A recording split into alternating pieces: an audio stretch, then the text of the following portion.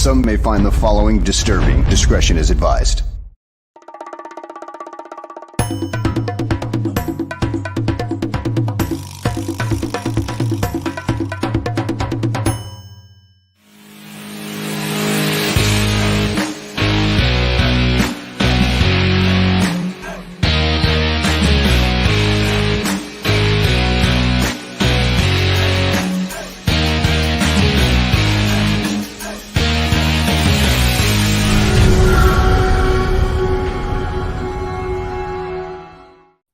Welcome, everyone, to another edition of Gabriel Talks Football. My name is Aldo Gandia, and I'd like to start off on a personal note.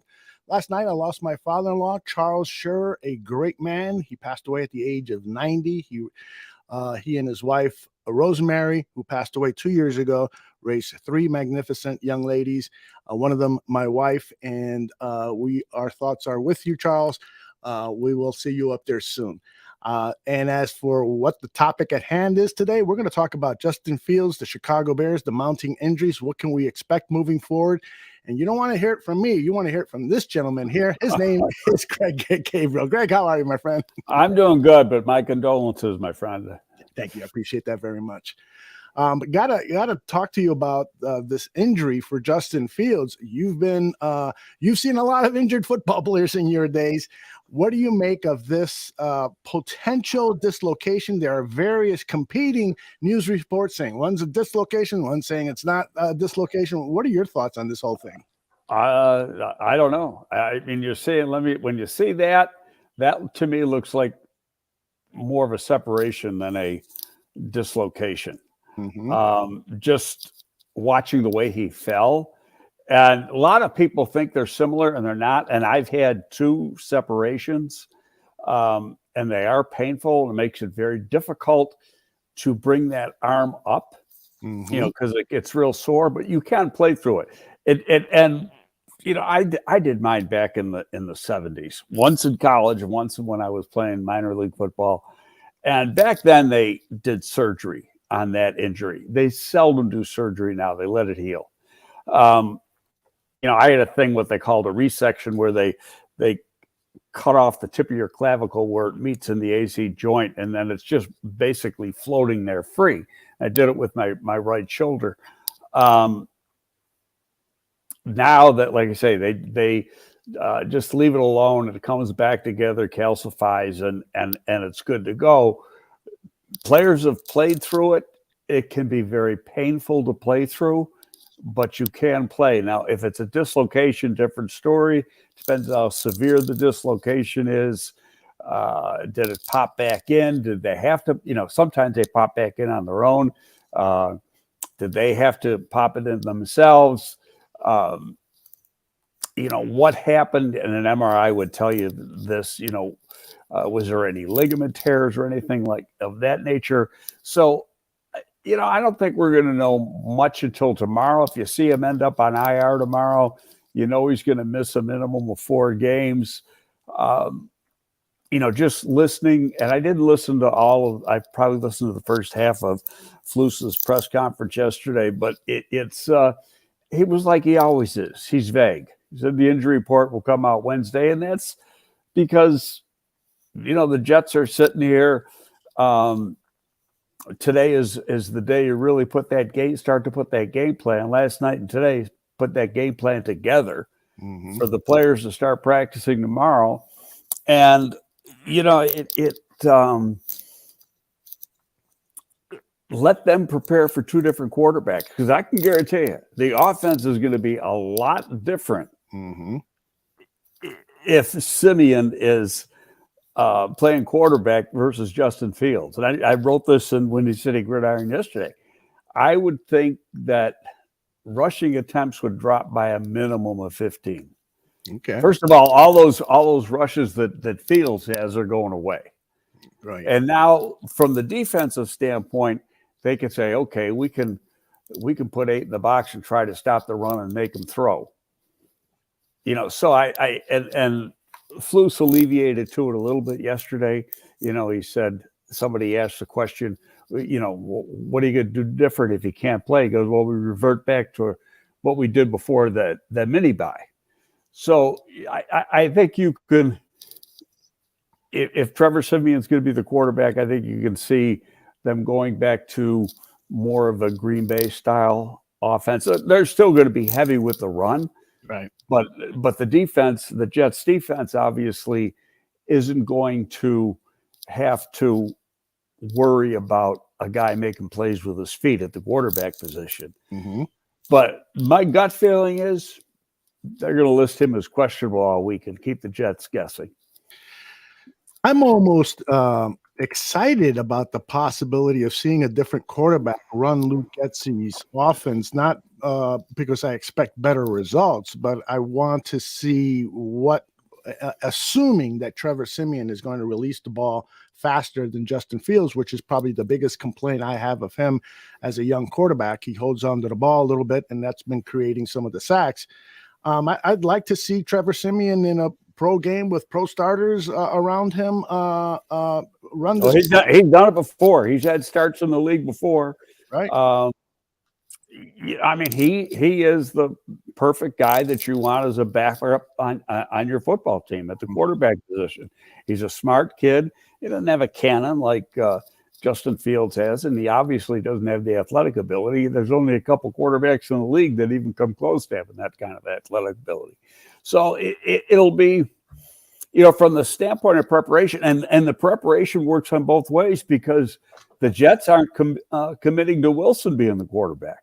Right. So that means you got to prepare for him, and you got to prepare for Joe Flacco or the other guy, right. and White, I think his name is, and so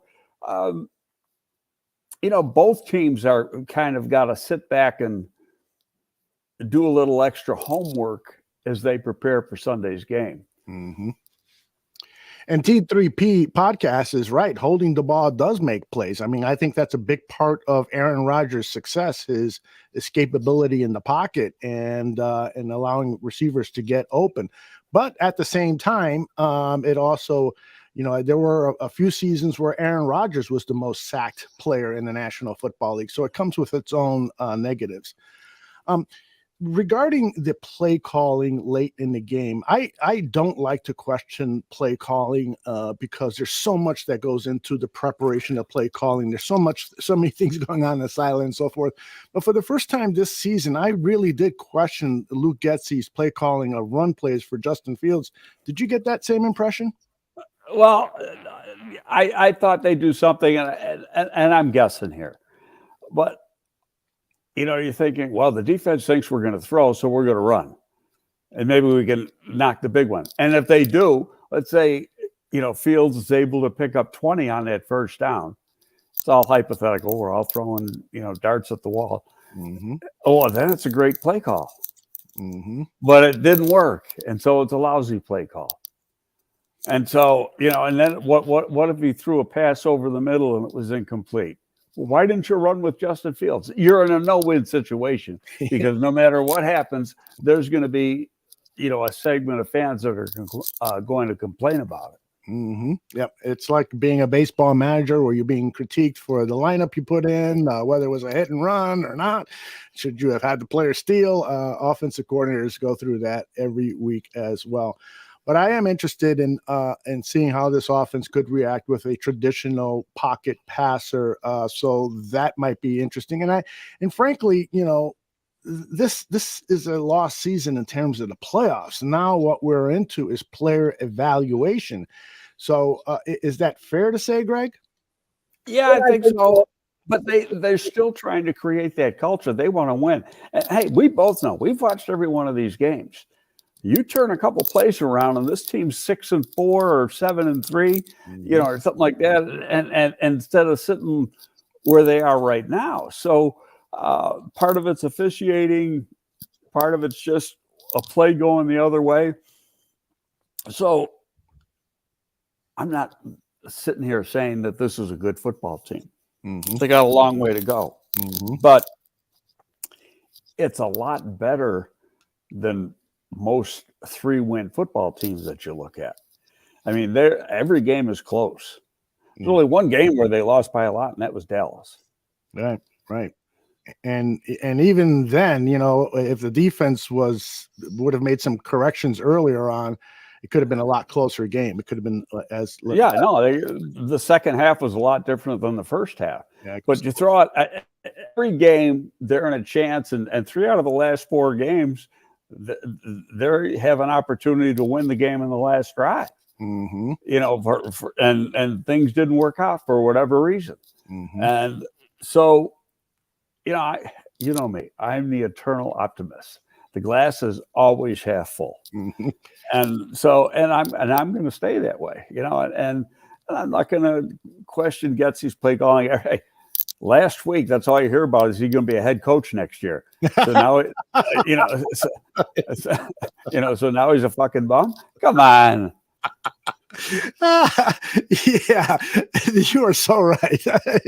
He was, we're going to lose him. Who's going to replace him? He's going to go to this team or that team. And now it's like, come on. Come on. There's one thing that you can be assured of in this city, mm-hmm. and that's overreaction to everything. Yes. Chris Watts has a great question here. Chris of the Barflight Tailgate Show. He asks, would you say this is a better team compared to this time last year? Without question. Right. they you know what? They play with a lot of enthusiasm. They play hard. There's no quit. Now they don't. Hey, let's be honest. They don't have very many playmakers. They traded away their 2 best playmakers on defense. Mm-hmm. Okay, and that hurts. That has hurt the pass rush, and we might have talked about this last week. But you take Quinn away, and it just makes it that much easier for the offense to prepare. You had to prepare to block Quinn, and that freed up other people to make plays. Mm-hmm. Since he's been gone, I don't know if they got a freaking sack from a defensive lineman. Yeah, I mean, I think it's Jaquan Brisker, and that's about it. Yeah, no, and part of that is the fact that Quinn isn't here. I think they've made up for Roquan a little bit. Sanborn's making some plays, but nobody makes as many plays as Roquan. But Sanborn's a rookie, so and in time he may. So I'm not that worried about that position. The secondary's still been banged up a little bit. I don't think Jalen Johnson is quite 100%. But, it's disappointing in that you want the team to win. But then, the former college director in me is saying, well, okay, you're going to get a good pick. And, so it's just what's that pick going to be? And I'll tell you, and I'm going off topic a little bit here. Sure. I start seeing all these mock drafts and people start, putting, because they're going to pick 3rd or 4th or something, and they're putting this guy in and this guy in. And then I see some of the names that they got in the 4th round, the 5th round, the 6th round. Going, I've done these guys. They're getting drafted way before then. It's like, what do they think? All these teams are stupid, and they don't know how good some of these football players are. So. Like the center from University of Minnesota, his name is Schmitz, and he's from he's a local kid. He's from Flossmoor, mm-hmm. and he's a little overage. He's 20. He'll be a 24-year-old rookie, easily the best center in the country. And I saw 2 different mocks had him going in the 3rd. There's no way he goes in the 3rd unless he has a horrible workout and people want to hold 24 against him. But Kyle Long went the 1st round. He was 25. Mm. That's a remarkable thing there. I gotta tell you, we're getting some great questions here, so I'm going to sneak in a couple because they're going to all pile up on me. Free Palestine asked the question: does Greg agree with the media on the Bears need to win to help develop the players? And you just talked about building a winning culture. So, but what happens? Yeah, I think you do. I think you got to win some games. I mean, you know what it is? You got to learn how to win. And Flu said it yesterday. He didn't, he said the word. And that's all I needed was the word, and the word was finish. Mm-hmm. They haven't been able to finish. Early in the season, they weren't finishing drives. Now they're finishing drives. Okay, now you got to finish a game, mm-hmm. and that's gonna make the whole situation that much better. I don't care what I go back. I said 7-8 wins on the year. That's still possible. If Fields is lost for any amount of time, that changes that. But then, then you're looking at, okay, the old proverb of wait till next year. So, but I think next year looks promising. Yeah, indeed. There was a question about Jaquan Brisker potentially winning the Defensive Player of the Year, and Mr. Englewood pointed out there is a guy named Sauce Gardner out there who will probably win the award. But I do want to talk about Jaquan Brisker. I mean, this guy has first-round talent. There's no doubt about it. Yep. He was underdrafted, and he's not only playing well on the field, but his comments to reporters makes it sound that this guy is ready-made to be a leader in this team. He talked about the sacks that Justin Fields was taking on, and he was very eloquent in saying that, perhaps he should be getting the benefit of the doubt like some of these other more veteran quarterbacks are getting. Jaquan Brisker is a starting point when looking at the defense and what you have to do during the offseason, don't you think? Oh, absolutely. I think that he will become a leader. It's tough for a rookie to assume that role. Are we having trouble with the audio in this? There's been just a couple of little lags, but overall it's okay. Yeah. Okay. Because I'm hearing stuff in my headphones every once in a while. Anyway, I think Brisker's a great player. Could he have gone in the first round? Yes, that's after talk, But when you look at the value of the position, how many safeties go in the first round?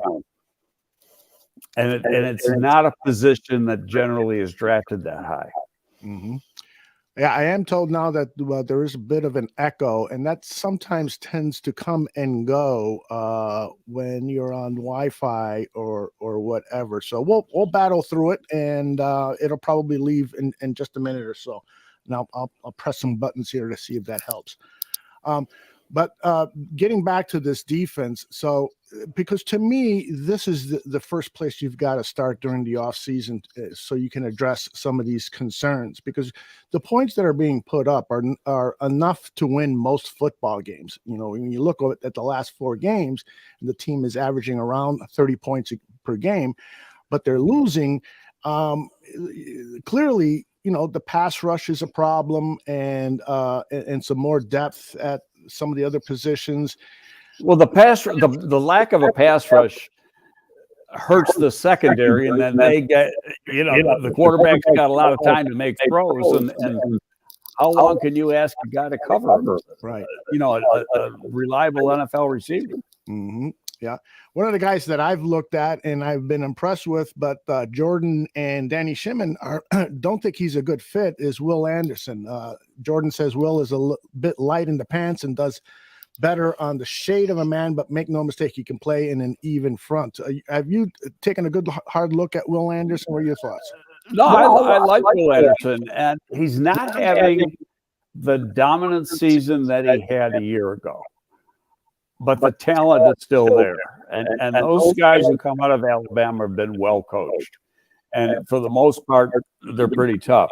But there's another guy, though, and it really depends on where, they get, where they're choosing it, what their selection order is. So Tyree Wilson for Texas Tech, who is an underclassman, just declared the other day, got dinged up in their game last weekend, so he's not going to play this week. He's already hung it up for the season. But this guy he's a 6'6" guy. He's about 270, and he can run like a deer. Real long arms. Got a lot of pass rush potential coming off the edge. And Jake wants to know your thoughts on Jalen Carter. Well, Jalen Carter would step in and be actually, he can play either of the defensive tackle positions, and I think Jones can do the same thing. So Carter, he's a bitch, but he's had some injury issues, and so then the medical comes into play. But before you even get into that, and I agree with you, I think that defense will be where they go in the draft, but that's assuming they address some things in free agency. And, there's guys out there right now that you think are going to be free agents that may re-sign or with their team between now and the start of free agency. They might get tagged or whatever. So you just don't know for sure. But, if there was, I think they got to attack the defensive line without question. And, there's 4 guys that you could put down as potential free agents. Whether they make it there or not remain to be seen. We've already talked about some of these guys. You got Javon Hargrove from Philly, Deron Payne from Washington, Sheldon Rankins from New Orleans, Draymond Jones from Denver. And I don't know as much. Sheldon Rankins I haven't watched this year, so I don't know how he's played this year, but I know he was highly thought of coming out, and he played real well early in his career. But I'm just throwing that name out because I recognize the name from before. I have to go back, and I haven't studied New Orleans at all. Javon Hargrove is probably the best, and I love Deron Payne, and Deron Payne can play either position. But the only thing with Hargrove, yes, he's going to cost a lot of money. He's also going to be 30 next year. And so does 30 figure into the equation of the football team that Ryan Poles wants to put together. Yeah, and I think also a part of what's been lost on many fans is the play of Justin Jones at that 3 tech, that defensive tackle position. He really has played very well. A lot of people look at the sack totals and tackles and stuff, and he's not doing anything. He's getting a lot of tackle for losses now. Yeah, he's come on, and he did not play in this type of scheme before, so it took him. He had the physical attributes to play the position. It's now learning how to play within that scheme. And I'll be honest, he's kind of surprised me, because it seems like every week he makes a couple plays that jump out at you. Right. But he still ain't no Tommy Harris now. And to me, that's, you got to go back and that's the guy, So you want somebody like that, and they're hard to find. You got to find the right traits. It's not like you can just take a defensive lineman. A guy may be a great defensive lineman in college, but he's just not a fit to play in this, at least play the 3 in this scheme. He might be able to play the other defensive tackle position, but to play the 3, you got to have some special traits. And you look at free agency, those 4 names I mentioned, those are guys who could probably play the 3 in this scheme. And if they are available, I assume they're going to try to get a deal with one of those guys. Yeah.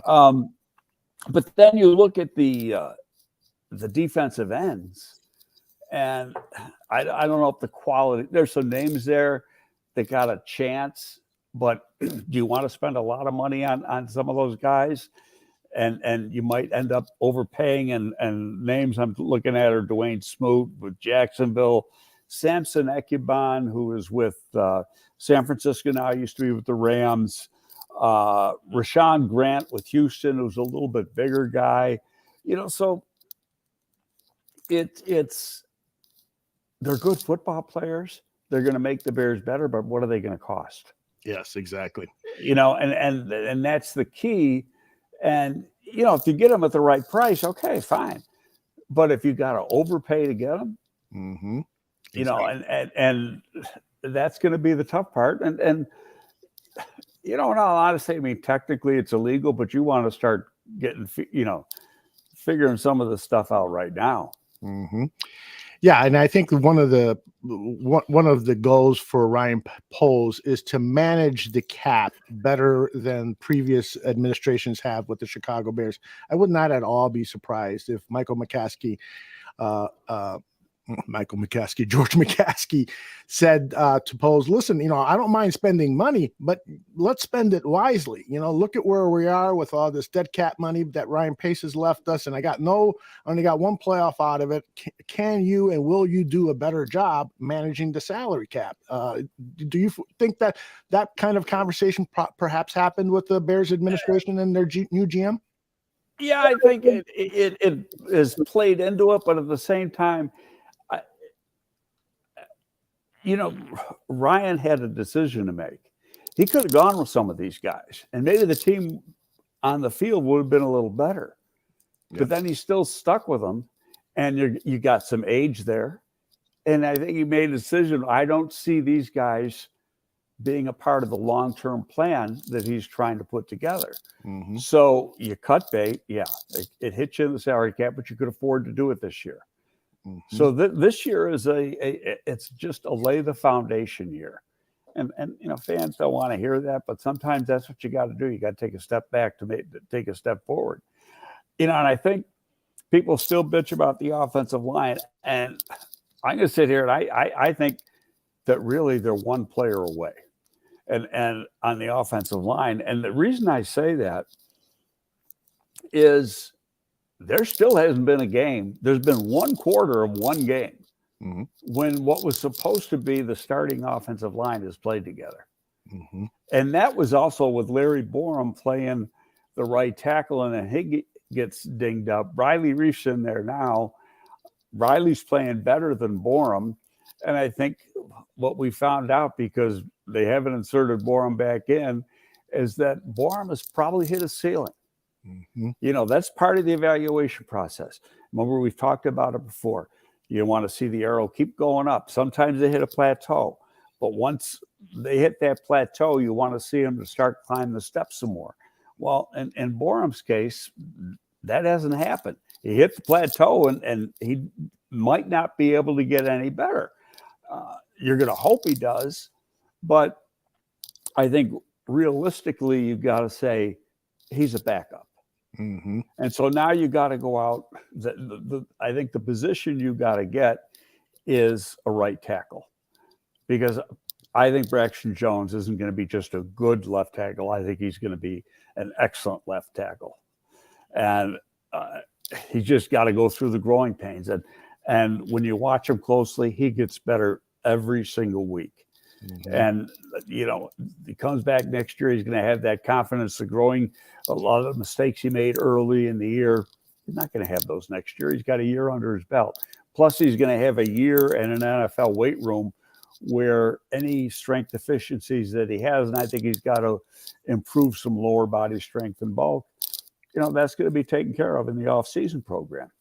And he knows that. So, and I'm not worried about Patrick. I think Patrick's going to be the center. We'll find out if he starts practicing. He's eligible to start practicing again this week and come off. And if that's the case, maybe he's back at center this week.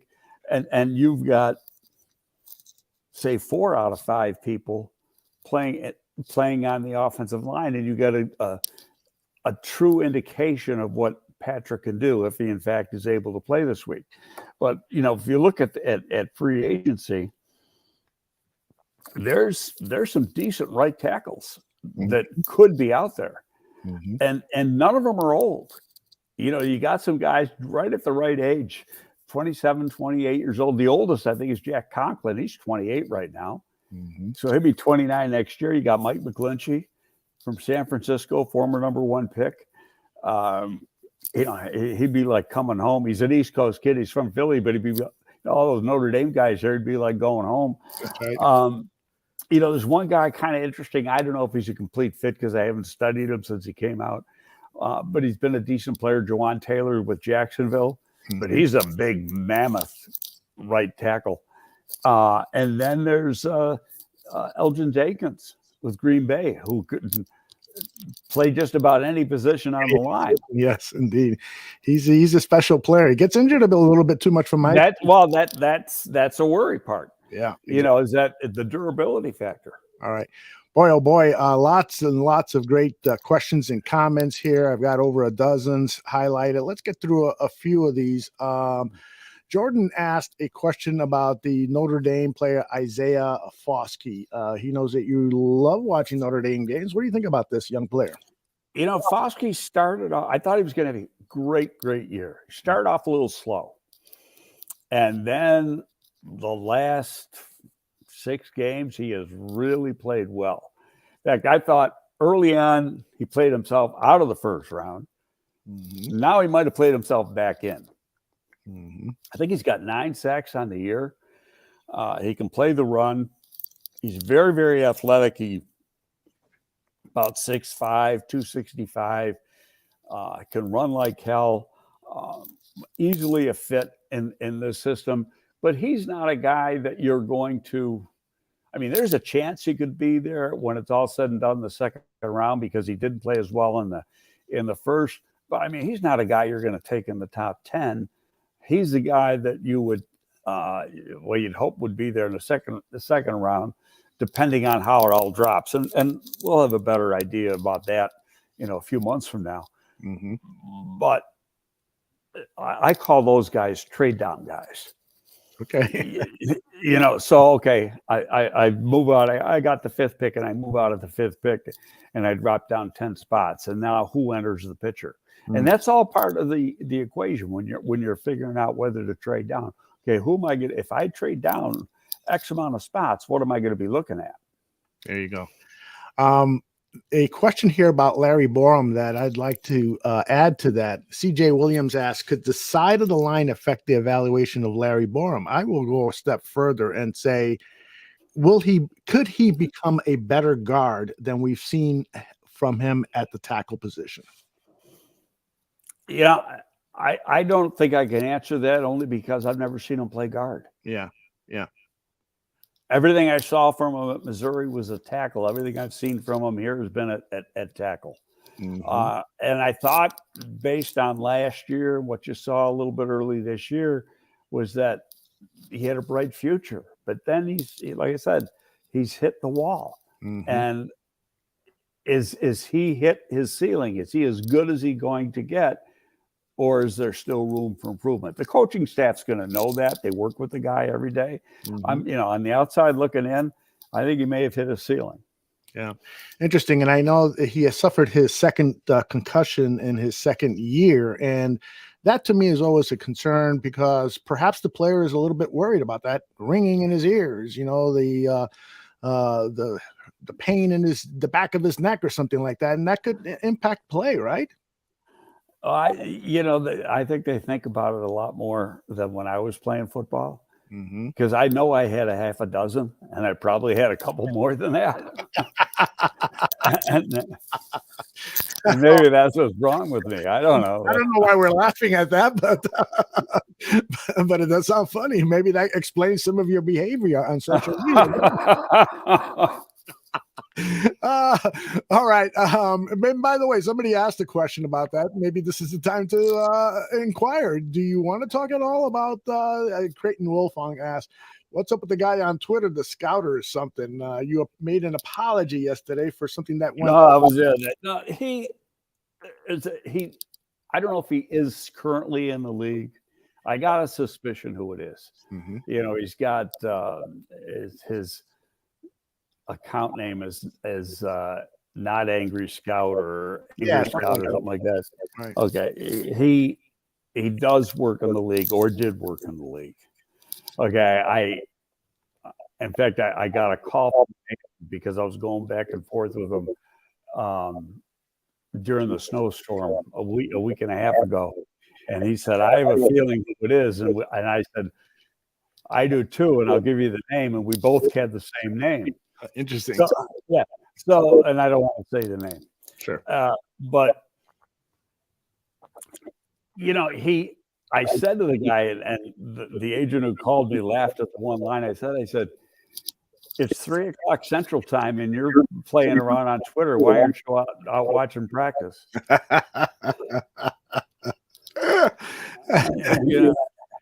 I know what it's like making a school call, the timetable, and you get to 3:00 and you're going out, or 3:30, you're going out on the field. And if you're not on the field, you're talking to the coaches or talking to the trainer and the strength coach.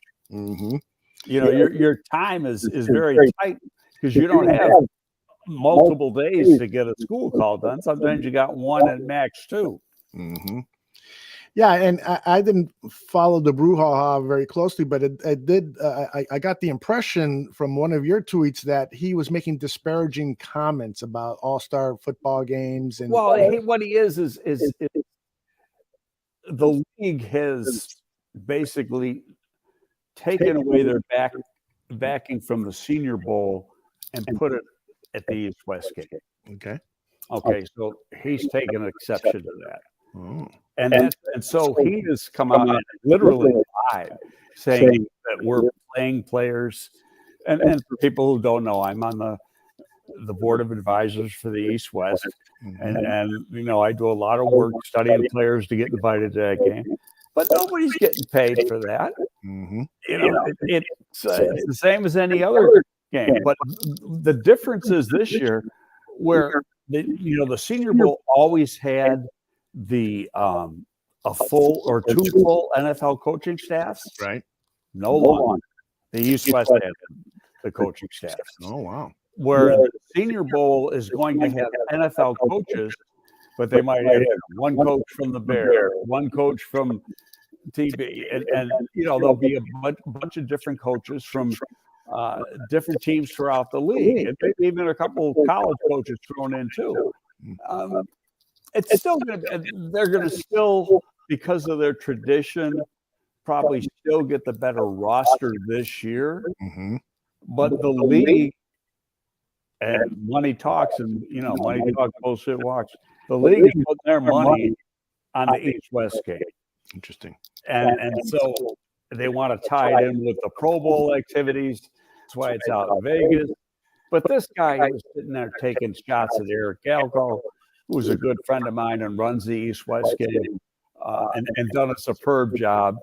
But the stuff he says is just totally false. There's not one bit of truth in what he has said. Very interesting. All right, let's get back to some of these questions. Jake asks, what do you think about the Clemson defensive lineman Briske and Murphy? Bracey, I think you say his name, and Murphy. I'm not sold that Bracey's a fit. You know, in this scheme, in the Bears scheme, I think he could play the nose or the one technique. You don't have a pure nose. I'm not sure he could be a three tech. Murphy's a pretty good player. Is he the dynamic pass rusher that you gotta have in this game? You know, so he's gonna go high. I like him. I don't love him.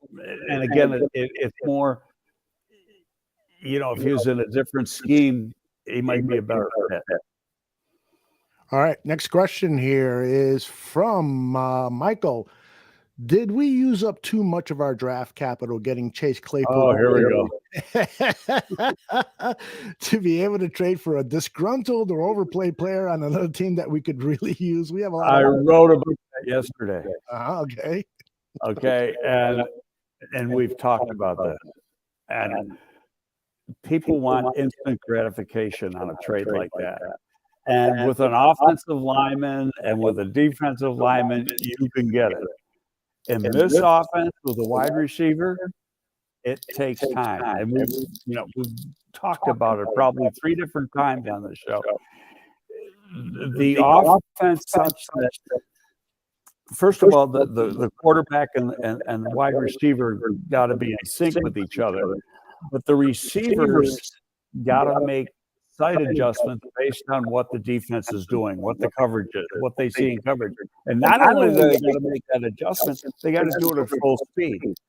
And until they feel really comfortable in doing that, and then they're on the same page with the quarterback, it takes time. You don't trust them 100%. So what you're doing is you're setting up small packages for the guy. It's going to be the fact that they gave up a second-round pick for him. They're thinking about this in the long haul, for the long run, not just for this year. And I don't think, in all honesty, it's next year when you see him break out within this scheme. Full camp, full knowledge of the playbook, and lots of other surrounding pieces. You know, I told you, I talked to a guy who's worked in this system, still does, for a number of years. And he just says, Greg, it's fucking hard. You know, and that team made some trades because people couldn't make those adjustments quick enough. All right. Jordan has a question about is there a particular draft prospect or free agent player? You've already gone through the free agent players, but let's stick just to the draft prospects that you have reviewed, Greg, that you've become smitten with or have an affinity towards. No, not yet. Because I've written up for that one group I'm doing stuff for, well over 200 reports. But what I haven't done is put it together and kind of ranked them, because I'm literally doing 2 to 3 guys every single day. And what I got to do for these people is slap an area of the draft where I think they're going to get drafted. So I see him as a day 1 guy, a day 2 guy, a day 3 guy type of thing. But I haven't, sat back and say, okay, this guy's better than this guy's better than that guy, and put them in any order. There's guys I like. There's a lot of guys that I really like. And when I look at them, I'm thinking, are they fits for the scheme? And there's a guy this morning, a safety from Minnesota. Guy's a hell of a player. This team's already got some pretty good safeties, and I hadn't done them before. And he's a local kid. He's from St. Charles. Mm-hmm. The question just came in. Local players are great. We need more local players on the Bears so they understand how badly we need to beat the Green Bay Packers. CJ wants to know about the defensive back that was recently acquired. He was a 3rd-round draft pick. I think it was the Vikings who drafted him, Justin Lane. I don't know much about him. Yeah. A 3rd-round draft pick, and he's already on his 3rd team. So there's something is wrong, but hopefully, I've said this a number of times too. And when there's guys you like going into the draft, and maybe you wanted to draft him, maybe you wanted to sign him as a free agent or whatever.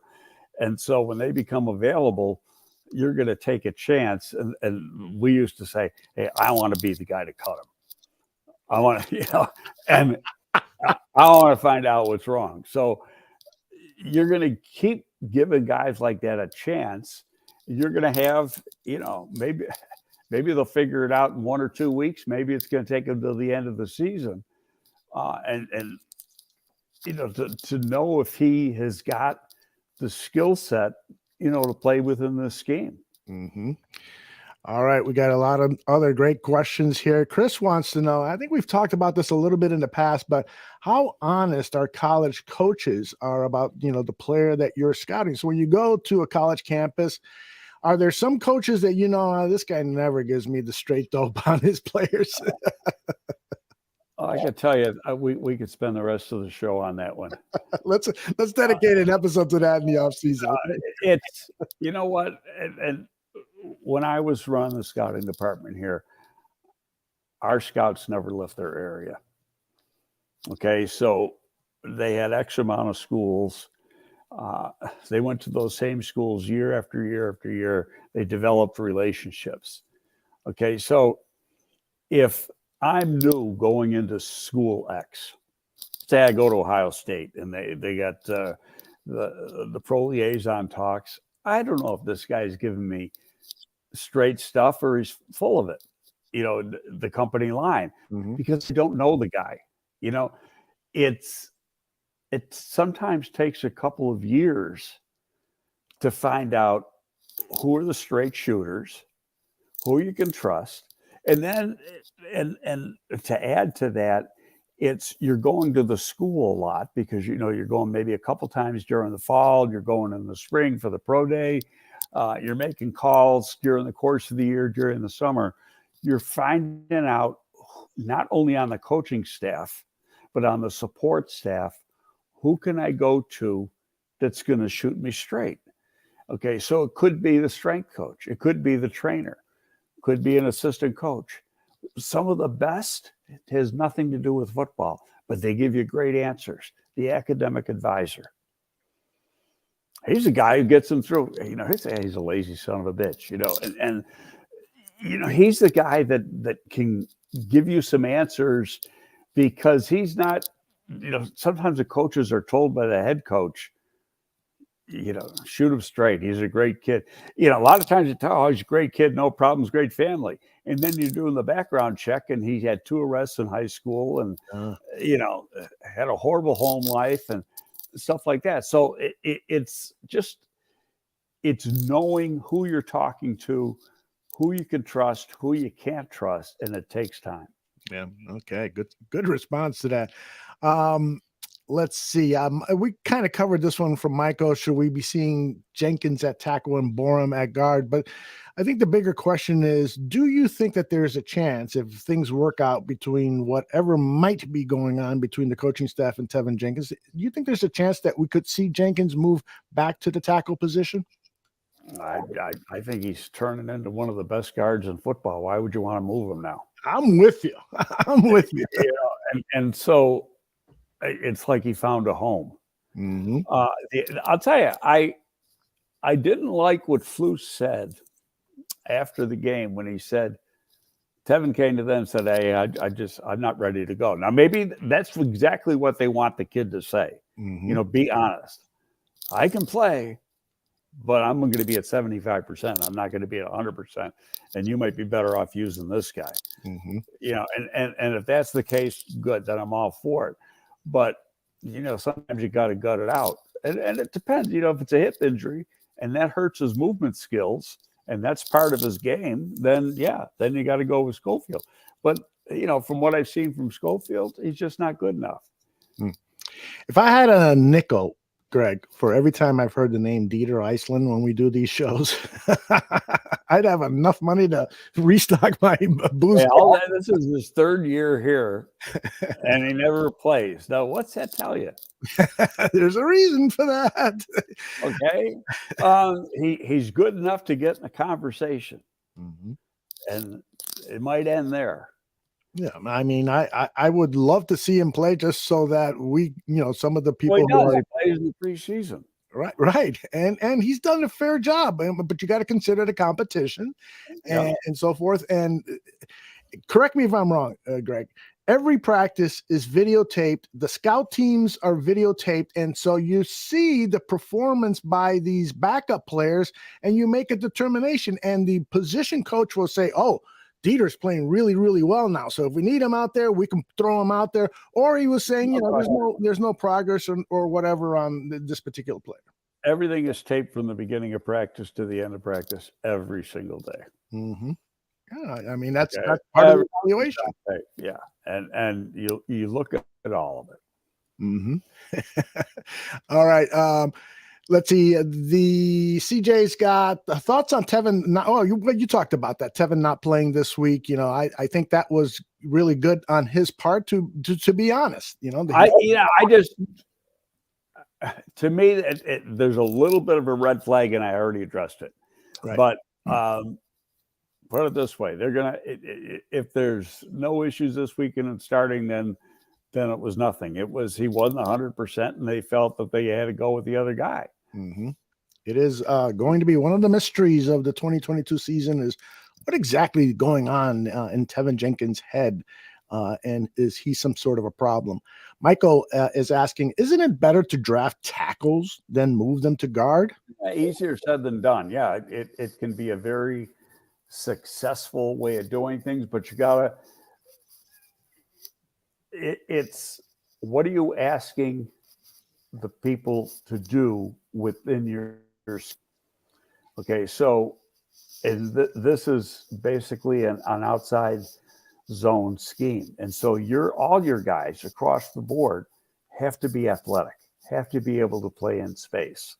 So there's guys that you just don't. They could be great football players, but they're not fits because they can't play in space the way they need to play in space within this game. Now, you look at some of the stuff, Braxton Jones, Tevin Jenkins, perfect example. When they get out in space, they bury people. Mm-hmm. They can adjust on the move to hit a moving target. And that's not an easy thing to do for a guy that's 315, 320 pounds. Mm-hmm. You got to be, you got to have the body control to break down in space and have a constructive block on a guy smaller, quicker, and faster than you and clear the way. So it's Trent Williams last night was doing that on many plays. He was outstanding. But it's really is. That's why I mentioned that one name that's on there, and I haven't really watched him in a couple of years. The offensive tackle from Jacksonville, Jaquan Taylor. He's like a 340-pound guy. Mm. Okay, does he move good enough to play tackle in this scheme? McGlinchey can, because he's playing in it right now. So there's some people that already answer the question for you just by knowing what they're doing for the teams that they play for. J2K says the biggest question this offseason is, are there 20 to 25 free agents that we can sign that actually will be good enough, or does this rebuild take yet another year to fill the team out? I don't think I can answer that. You got to be lucky. Yep. Okay. And you signed right off the bat. They signed a guy they thought was going to be the 3 technique and be a hell of a player for him, and he can't pass a physical. And that set you back a couple of days. And in free agency, you can't get set back. It's part of the system. When you get a thing like that, well, it's too bad we couldn't give him a physical beforehand. Like maybe all these would-be free agents should be able to take a physical, like they do at the combine, and find that out. But you know what? That's part of the risk-reward of free agency. Mm-hmm. Renewable has a question about Simeon. Will he make this offensive line look more proficient, or the offense, because of his experience and anticipatory throws? It was an interesting article in Sports Illustrated by Gene Chamberlain today, where he talked about what some of the benefits and some of the negatives will be if Trevor Simeon is the starting quarterback Sunday against the Jets. What do you think he could potentially help this team with? Well, the one thing we know he can't do is extend plays with his feet like Justin Fields does. So there's times when Justin's been dead man walking back there, but has been able to escape from it. Okay, so now, the pass protection, they got to do a little better job in pass protection. And to give Trevor Simeon enough time to get the ball out of his hand. Now, there's going to be things because of his experience and his know-how that he's going to react more quickly than Justin does. Mm-hmm. So there's going to be some things that he does better. And I guarantee you, if he plays good, what shit's going to start. Oh, yes. Okay. So that's right. Starting with Mike North, my good friend Mike North, because he wants pocket passers. That's his preference, old school quarterbacking. So we'll see what happens. It'll be interesting. No, I'll tell you what's interesting is, and this goes back now 21 years, and there weren't many quarterbacks in the league that could really make plays with their feet. One of the few was Jonathan McNabb. Mm-hmm. And then you had Michael Vick, but I remember that our first training camp, we're meeting with the scouts. This is our first summer. And we told them, we were interested in getting a quarterback. So we were a little ahead of the curve. If we could find one that was that athletic guy that could make plays with his feet. But back then they were hard to find. And now you're getting more and more in the college ranks. Yeah. Cornelius asked the question, since Braxton Jones is our left tackle of the present and future, where will Alex Leatherwood play? Don't you see him kind of moving inside? I think he could be a left guard. I know this. I did Leatherwood when he was in Alabama. He played left tackle. He was a pretty damn good left tackle. Mm-hmm. He did not play on the left side of the Raiders. They had their left tackle. And he was terrible on it. Now, did they make a mistake with the draft? Or in making that transition from the left side to the right side, he just couldn't do it. And so I think, my first impression or first thought is that he's a guy that's got to be on the left side. So if you're going to play him inside, play him at left guard. But I think when you look at this reality, and we've talked about it, they're trying to tear this guy down, build him back up, and he's a project for next year.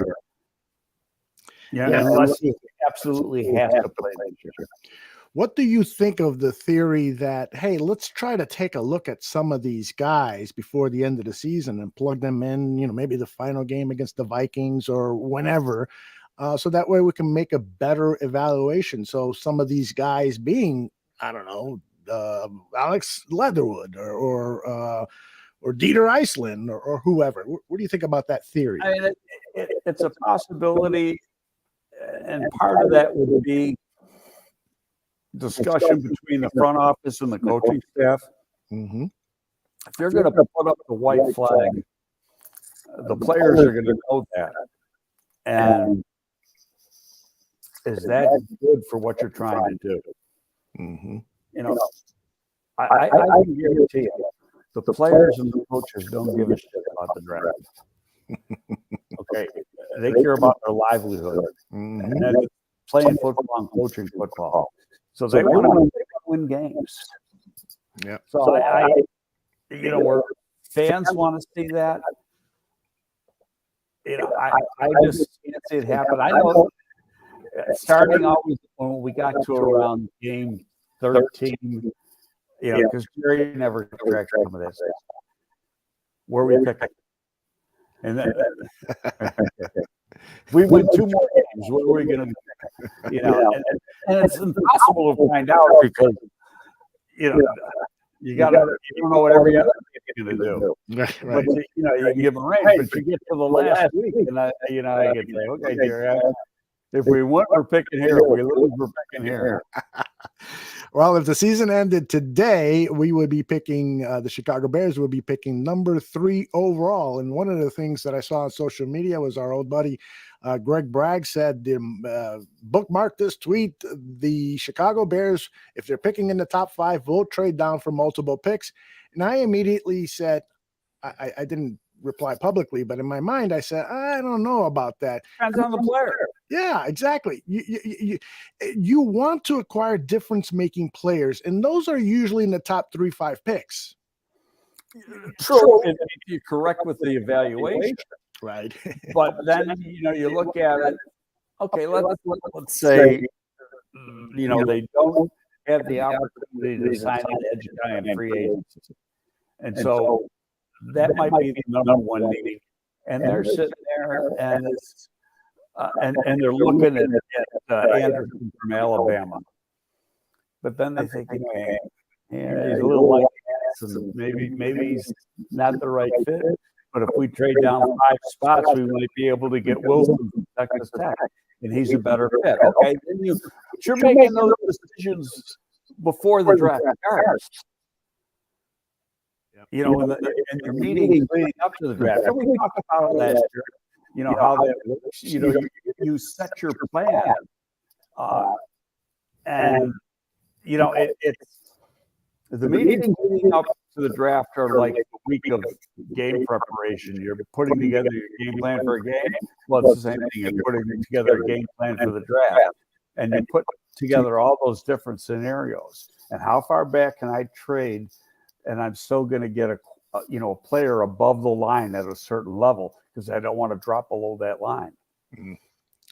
Robert has an interesting question here about, did you do a write-up on Velus Jones? Anybody mention his ability to catch the ball? And just overall, what did you think of the limited action that Velus got? I was happy that he was back in the lineup and given another opportunity on kick returns, and that immediately paid benefits with he had a 55. Yeah, almost broke it. I had a 3rd round grade on Velus last year. I liked him. Oh. And I thought he's a big play guy. Confidence enters into some of these things. Yeah. And we've talked about it. Sometimes you got to let rookies be rookies, and some take a little bit longer. Go back.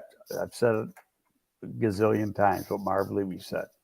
What I get out of a rookie is a bonus. I expect him to perform in year 2. There you go. I think that's a great philosophy to have. And speaking of expectations, what were your expectations for the snowstorm in Buffalo? Because I know you've got some family down there. Take a look at this picture here. That is my daughter's driveway after a day and a half of cleanup. Oh my goodness. Wait a minute. I got some video here. Now that is my buddy's house. Oh my goodness. Okay, that's his driveway. In Orchard Park, that's about a mile from the Bills Stadium. Oh my gosh. They had 70 inches of snow in Orchard Park. Now get this. See, lake effect snow is really weird. Mm-hmm. And coming from Western New York and you live right on Lake Erie, you get hit with that stuff. But it's amazing at the differences. Most of the time it hits south of the city. Mm-hmm. Okay, where my daughter lives, so that's the picture on the left. Mm-hmm. They got about 20 to 22 inches of snow. Okay, that's South Buffalo. She's in the city limits. Mm-hmm. Go just a few miles farther. It's not even more than 5 miles. Where Orchard Park is, triple. They got over 70 inches. Wow. Now you go 10 miles north, 14 miles north, and you look at the picture on the right. That's my other daughter's driveway. So you got about 3 inches. And that happens all the time there, where, the south towns get clobbered and the north suburbs get nothing. Wow. And I remember this was when I was first starting out in scouting, and I was, my mentor I'd mentioned before is Norm Pollum, who was the director of player personnel for the Bills back at the time. We were supposed to have dinner with him one night, and where I lived on Grand Island, New York, it was sunny. It was probably 30 degrees and sunny. He was getting a foot of snow. Mm. And that happens all the time. Lake effect is so strange in that area, and it lasts until the lake. Lake Erie is the only Great Lake that freezes over completely. Wow, I didn't know that. Yeah, because it's the shallowest. Mm. And so that lake effect stuff lasts until the lake freezes over, and that'll go into, depending on how cold it gets, but that'll usually takes into about mid-January. Once you get past that lake effect stuff is history. Mm-hmm. Well, this has been another great GTF, Gabriel Talks Football. Lots of great information. We'll be talking more about the draft, but next week we're going to be talking about the Bears and Jets game. I want to spend some time talking about that because that's going to bring all sorts of possibilities. I got to ask you before I let you go, what did you think about the post-game performance after a pathetic on-field performance by quarterback Zach Wilson? And what I'm referring to, of course, is Wilson, the young quarterback, was asked, does he feel like he let the defense down because of the putrid 3 points that they scored? And he said, a one-word answer, no. The boys got some issues. And I think a lot of it are maturity issues. And that, from what I understand, I did not see a video of the interview or the presser after the game. But he does know how to take accountability or accept accountability for his actions. And there's another quarterback of that team up a little bit north of us who right now doesn't want to accept responsibility and take accountability for his lousy play all year. But, this guy, we've been seeing stuff in the media about him during the off season. Some of the things he's done and then just the way he's handling himself within the locker room. I don't think he's ingratiating himself to his teammates. And when the coach comes out and says, no, we might make a switch, that doesn't say a whole lot for him. Sure. And he's the second pick in the draft. Mm-hmm. That's right. Second pick in the draft. And also there appears to be, according to some reporting, some of the players are getting sick and tired of his kind of prima donna type attitude. And the interesting thing about that is that there were reports coming out of Brigham Young when he was a college football player that he was spoiled. He comes from a well-to-do family and has always been spoon-fed. Mike Greenberg of the Get Up show on ESPN really laid into Zach Wilson, and so the love affair, the honeymoon. Did Greeny really do? I didn't know that. Yeah, I'll find you the clip. And the other guy that had that, and I knew about it, and this goes back to the Josh Allen draft, was Josh Rosen from UCLA. Right. So his teammates couldn't stand him. Mm-hmm. You know, if you polled each one of his teammates, they'd go, you know, screw him. But, you know, and if your teammates don't like you, and I knew right away when you started hearing that stuff, this guy was going to be a bust. Mm-hmm. And he another kid who was always told how great he was, had the silver spoon in his mouth. But when it got tough, he couldn't perform. Mm-hmm. And you see what he's been on about 5 teams already. Yep. And the guy who goes lower, you know, is Josh Allen, who's had a great career. He's tough as nails. And part of it, we talk about it a lot, football character. Josh Allen's football character is way up here. Mm-hmm. I have a feeling Wilson's is down in the gutter. And I know Josh Rosen's is too. And that's the difference. And there's going to be a guy in this draft and I'm just starting to do some of the background now, but Will Levis from Kentucky. Yeah. He might be the most talented guy, mm-hmm. but he doesn't play with a supporting cast like Young has at Alabama and Stroud has at Ohio State. Mm-hmm. And, you know, if you watch Kentucky this year, his offensive line is horrendous. Mm-hmm. You know, so, yep. But who's going to be the better pro? That's see,